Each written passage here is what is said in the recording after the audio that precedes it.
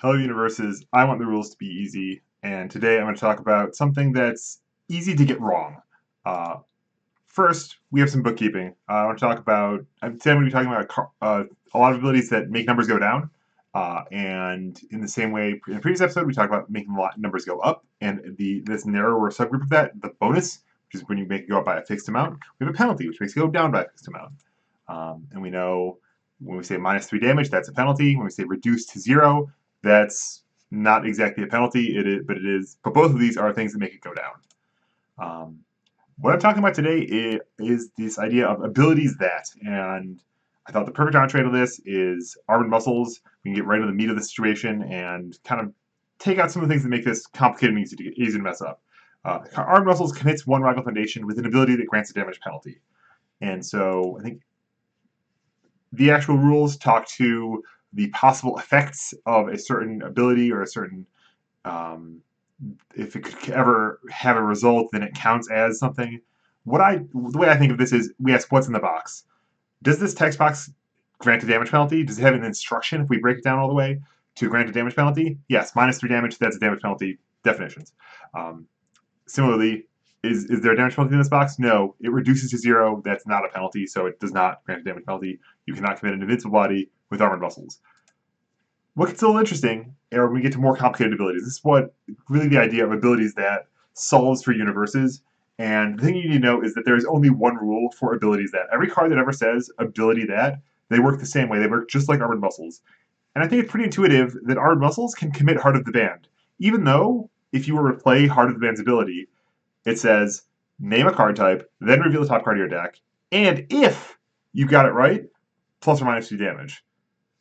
What's in the box we see gets -2 damage. This makes it an ability that reduces damage. Alternatively, the kind of official way to frame this is a possible outcome of this card is to get -2 damage. But I think it's a little easier to just read the card and say what's in here. A lot of abilities create effects ultimately that happen in the future. A common pattern of that is the if this deals damage enhance, which happens later in the future, conditional on the attack dealing damage. But if you just read for the instructions, read for the contents of the box, it's easy to see what's happening in here. Another card, and kind of the more common use of ability that are responsibilities. Sacrifice Clause looks after you play an ability that would reduce the damage of an attack, you can cancel it.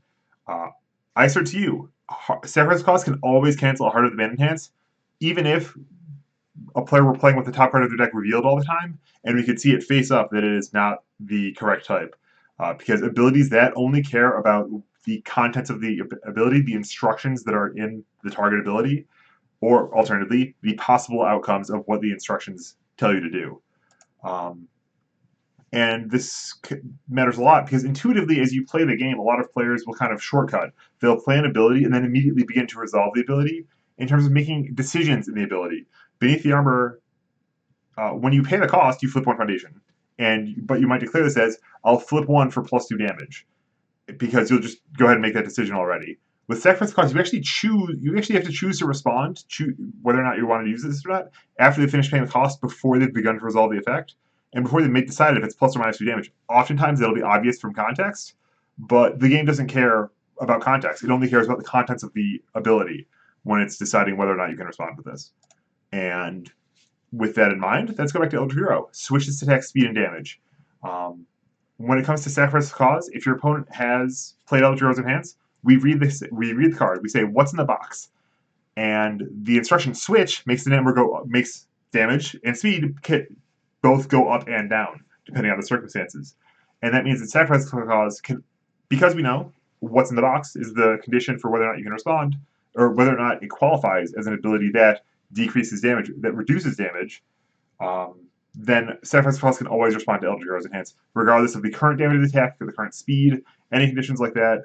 It is always an ability that reduces damage, and so Sacrifice Clause can always respond.